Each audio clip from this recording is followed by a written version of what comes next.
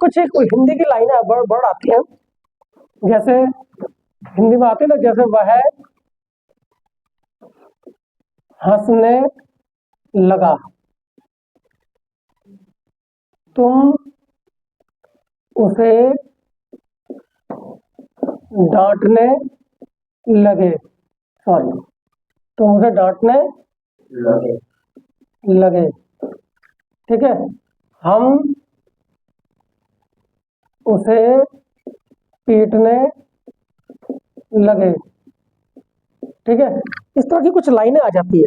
इस लाइनों में क्या होता है कि जो एक वर्ड आ रहा है ना, लगा, लगे, लगे, ये जो वर्ड है इसके लिए एक वर्ड आता है जिसे कहते हैं स्टार्ट। क्या कहते हैं? स्टार्ट। इस जगह पर इसकी फॉर्म कौन सी होगी? सेकंड फॉर्म होगी, पर ये फर्स्ट फॉर्म में भी यूज हो सकता है, उसका थोड़ा सा चेंज है मामला। तो पहले उसको हम थोड़ा डिटेल में समझते हैं ये आखिर हो क्या रहा है। एक्चुअल में क्या है कि यहाँ पर वो बोल लगा, वो हंसने लगा, यानी कुछ ऐसा काम होता है ना, जिसे मान के चलो जैसे मैंने उसका थप्पड़ मारा वो रोने लगा, मैंने जैसे उसे देखा वो भागने लगा, ठीक है। कहने का मतलब ये हुआ कि इसके अंदर एक काम होते ही दूसरा काम एकदम से होने लगता है। तो इसमें ये लास्ट मीनिंग आती है ना, लगा, लगे, तो ये लगा, लगी, लगे, तो स्टार्टेड का मतलब सही मायने में तो होता है शुरू करना। तो यहां पर इसका मीनिंग क्या हो जाएगा? शुरू कर दिया, क्योंकि यहां पर क्या है, ये सेकंड फॉर्म है। कौन सी फॉर्म है? सेकंड फॉर्म है इस टाइम पर। तो इस जगह पर हम अगर देखें तो इसका मीनिंग क्या होगा? शुरू कर दिया। क्या हो गया? शुरू कर दिया। लेकिन इसी चीज को हम दूसरी मीनिंग में भी ले सकते हैं, लगा, लगी एंड लगे। तो लगा, लगी, लगे, इसका मतलब क्या हुआ? शुरू कर दिया। जैसे ही मैंने उसे देखा वो हंसने लगा, यानी उसने हंसना शुरू कर दिया। जैसे ही उसे उसका थप्पड़ मारा वो रोने लगा, यानी उसने रोना शुरू कर दिया। तो हम यहाँ इस तरह के सेंटेंस को इस तरह से बनाने जा रहे हैं, ठीक है। यानी ये जो सेंटेंसेस है हम इसके थ्रू इसको ट्रांसलेट करने जा रहे हैं।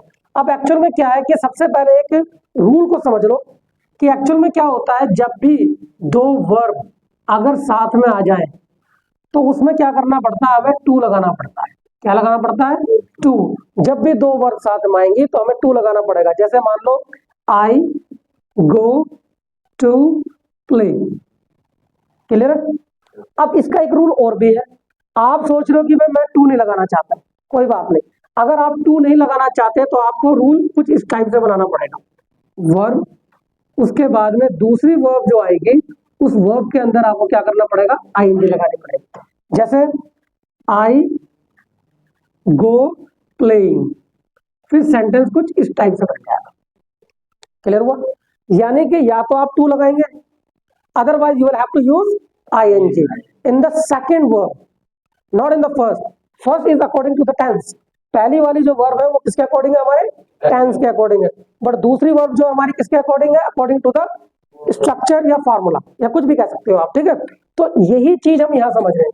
अब जैसे मान के चलो सेंटेंस आता है कि वह हंसने लगा, वह हंसने लगा। अब इसके अंदर ये लगा, लगी का मतलब तो हो गया स्टार्टेड, ये तो क्लियर है। तो ही स्टार्टेड, ही स्टार्टेड। अब उसके बाद हमारे पास ऑप्शन क्या है? हम चाहे तो इस फॉर्मूले से बना दे, स्टार्टेड टू, बाद में लाफ, ठीक है। I started to laugh. Otherwise we can translate he started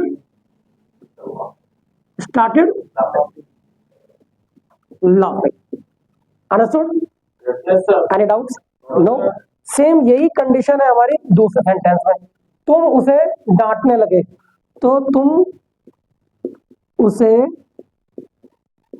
डांटने लगे, तो यू, इसे नंबर दे देते हैं हम सेकंड, यू या कैपिटल लेते हैं ना, यू स्टार्टेड, स्टार्टेड का मतलब लगा, लगी, लगे। You started to scold, you started to scold him। इसमें scolded to him भी कर सकते हैं, no problem. you started to scold him या you started to scold to him भी हो सकता है, नो प्रॉब्लम। अब इसके अंदर क्या हुआ कि हम चाहें तो इसको ऐसे ही बना सकते हैं, you का you, started का started, उसके बाद में scolding हिम, अब मैंने कहा था ना हिम भी लगा सकते हैं हम, टू हिम भी लगा सकते हैं, नो प्रॉब्लम। ठीक है, या चाहो तो आप बढ़ा दो यहाँ से, नो प्रॉब्लम। ठीक है, you started scolding him, you started scolding to him. To का एक रीजन भी है, टू ना जब कभी हम प्रेशर देते हैं, अपनी लाइन पे जोर देते हैं, तो उस टाइम पे भी टू लग जाता है, ये वो कंडीशन है।